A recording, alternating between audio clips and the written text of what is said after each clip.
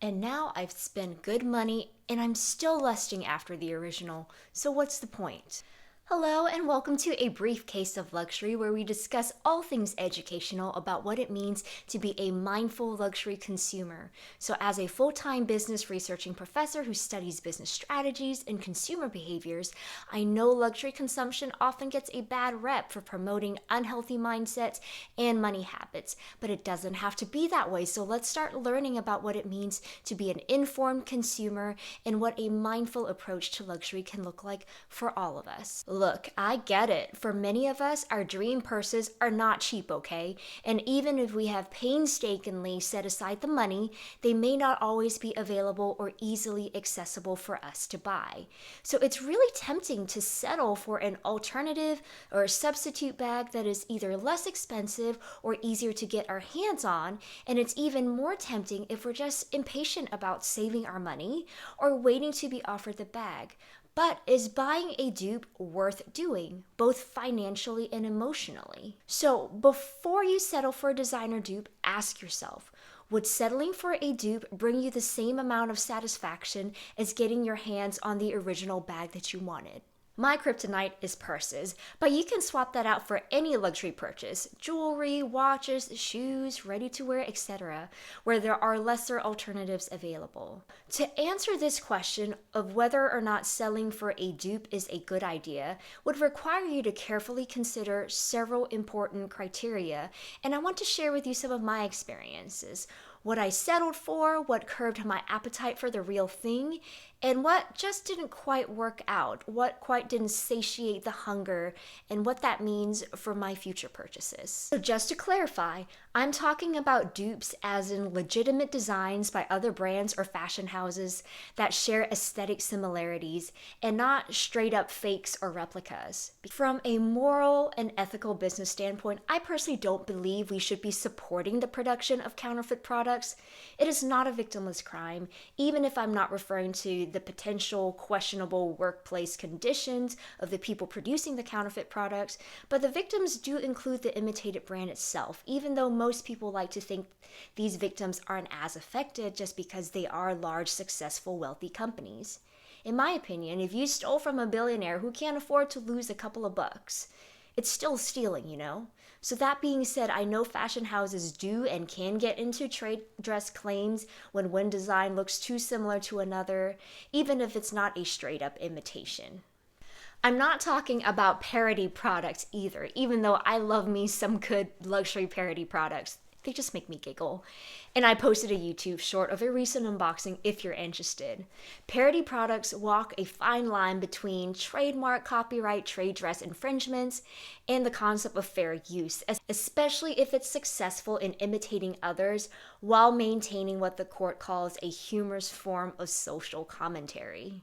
So in no particular order, I want to share some dupes I currently have in my collection, and I want to talk about the dupes that I have considered purchasing and decided against, as well as the dupes that I'm still considering. So let's jump right into it. So the very first dupe I want to talk about is the Mansur Gavriel Cloud Clutch. Originally priced at about $545, I did buy it on sale from Neiman Marcus for about half the price. And obviously it's a clear dupe for the Bottega Veneta mini pouch, which retails for $2,000 and upwards depending on the size. Mansur Gavriel is one of those examples that I have that ironically they have sued others over trade dress claims for their famous bucket bags, for instance. But in my opinion, this is surprisingly very similar to the Bottega mini pouch. So there are lots of similarities in terms of both having a magnetic closure, both having a single compartment on the inside.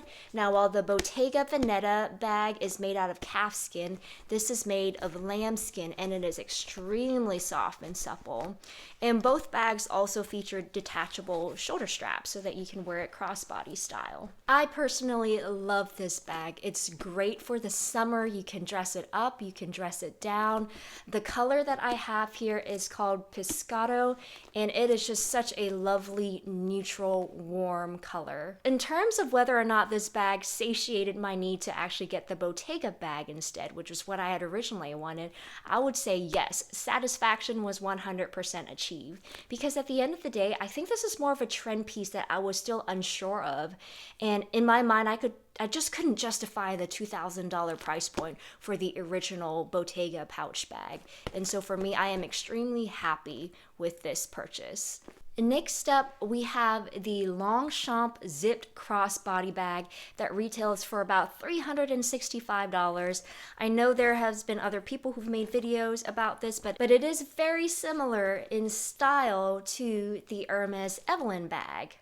Now, the Evelyn bag does retail for, close to $2,000 and up depending on the size. Now, the main difference is that this does have a zip top, which to me makes it even more secure versus a tab closure like the Evelyn bag. The inside is also fabric lined instead of being unlined, and there are internal pockets. There's one internal flap as well as a zip pocket as well. And the straps are also made of leather. It is adjustable right here. As much as I love using this as a travel bag, I don't know if I can say I'm 100% satisfied. I count 100% satisfaction as in no longer wanting the Evelyn. But if I were to be offered an Evelyn, would I turn it down? I honestly don't know, because I know the Evelyn bag, you would still require a liner. There's just a tab closure. The strap is made of canvas and it is a lot thicker than this. So I'd be on the fence about whether or not I would be happy with just this crossbody bag or whether or not I would still actually want the Evelyn. So this one's kind of on the fence. Next up, I have the Longchamp Le Foulon top handle, which retails for about $550. Now it's funny because I originally thought of this as a good dupe for the Marc Jacobs tote bag, but ironically that one actually costs less than this for the full leather version. And so even though this ended up being more expensive than the Marc Jacobs tote bag, I am still extremely happy with this just because I actually prefer it without that big giant logo, and a lot of the features are similar. You still have an adjustable crossbody strap.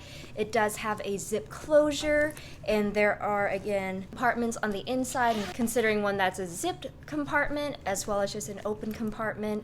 So again, I am actually extremely happy with this purse. Even though it is more expensive, it is more low-key. And at the same time, it also looks like the sloppy sister to the YSL Sac de Jour, which I'll talk more about here in a second as well. We're on a roll here with the Longchamp bags. So next up, I have the Longchamp Le Pliage City Bag, or City Tote, retailing for about $225. And I thought it was a great alternative to the Louis Vuitton Epi Leather collection, especially since I don't think they are making the Neverfull version in Epi Leather anymore. While the Epi Leather from Louis Vuitton is made from actual calf skin, this is actually a coated canvas. But I don't know if you can tell, the texture of it is very, very similar. I actually have a mini pouch from Louis Vuitton in the Epi Leather collection, and as you can see, the texture of it is very, very similar. This is a great work bag to have, and just because it is coated canvas, I am not worried about getting it wet. I'm not worried about taking it out in the rain. It does have a zip compartment in the top along with the Longchamp flap. On the inside, again, we have several different little mini pockets that we can use, but again, it fits my laptop and it fits everything else that I need for work. So in terms of whether or not satisfaction was achieved with this dupe, I would say absolutely, just because the Epi Leather collection does not have anything remotely like this currently, and the only other option is to go the pre-loved route. Next up, we have my beloved Mulberry Bayswater. And so this is technically the backpack version, but if you were to get the original version, the large Bayswater, it's probably going to retail for about $13.50. But again, it's very similar in style to the Birkin, which we all know retails for a lot more than $13.50. And so I have had this bag for a while. I absolutely love it. I bought the backpack version just because I thought it would be cool to be able able to wear it as a backpack. However, I mainly use it as a top handle. And as you can see, it has a lot of the same design functions and aesthetics as the Birkin. And oftentimes I do wear it open as well, like the Birkin.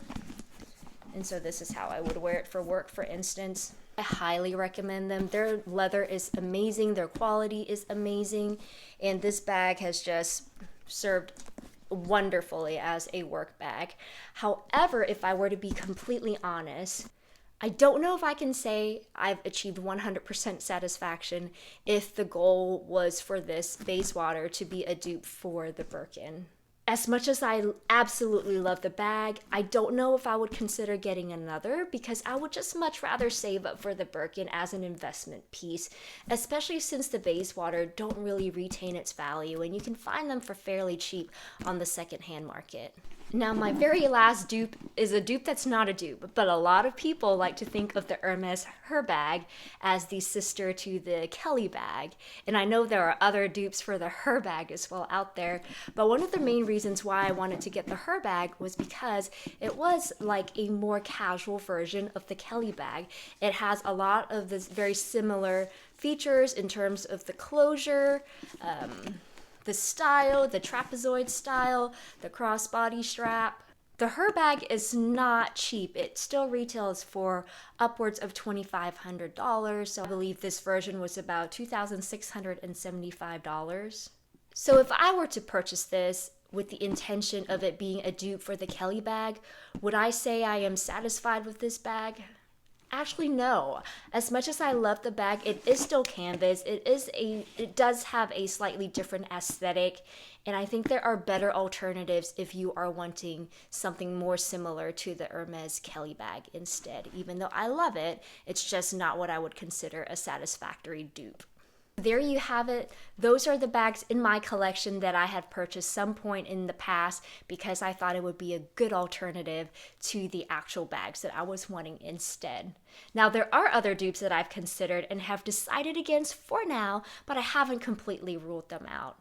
So I currently don't have a Birkin 25 in my collection, and I would love to have one. And so I have been looking at Birkin-esque type bags in that size. There's a few that I've had my eye on, and I'm just still reconsidering. So for instance, the YSL Sac de Jour, which retails for about $2,500 and up depending on the size, I think it looks like it would be a wonderful alternative to the Birkin. The other one that's slightly more affordable is the Mulberry zipped Bayswater bag. Again, that one retails for about $1,500 and up, and aesthetically it looks very similar. The functionality of it looks the same, and so those are kind of the alternatives that I have just kind of in my back pocket to consider. I also don't have a Kelly in my collection, and it's something that I would like to consider getting in the future. And I have looked at other alternatives that have that trapezoid shape and that crossbody strap. Again, YSL seems to have a good alternative, which is their Manhattan bag. Again, those retail for about $2,000 and up. Louis Vuitton's Capucine collection also has a similar shape, and those retail for $6,000 and up. The Fendi Peekaboo also seems like it'd be a good alternative, but in my opinion, besides from the YSL Manhattan bag, all of these other bags are fairly expensive for a dupe. And so if the Capucine bag is already costing $6,000 and up, wouldn't it make more sense just to save up for the Kelly bag instead? Ever since the Queen's passing, her handbags have obviously blown up on social media. I think that would be a fantastic case study to look into. However, I think their bags are gorgeous and are very reminiscent of the Kelly bag, so that's something I'd like to consider as well. So at the end of the day, I think one thing you have to ask yourself is what makes your dream bag your dream bag? If it's the general style you enjoy, if it's discontinued or not available pre-loved, or it's more functional than your dream bag, then a dupe might very well serve its purpose. But if you're honest with yourself and it's something else that's making it your dream bag, either you want it to be handmade, or it's the brand itself that you're wanting, or you want it as an investment piece, then I would urge you to carefully consider if a dupe will serve its purpose in your collection, both functionally and emotionally. Because if not, you'll just be sinking money into a piece that serves no purpose, and at best, it's a pointless purchase, taking up precious real estate in your closet. And at worst, you may resent it and wish you hadn't bought it in the first place. That money could have gone towards your dream purchase instead. I have another video on money tips for buying your dream bag, and this is a great example of what happens when you make purchases based on your current budget instead of budgeting for your future purchase. So check that video out if you're interested.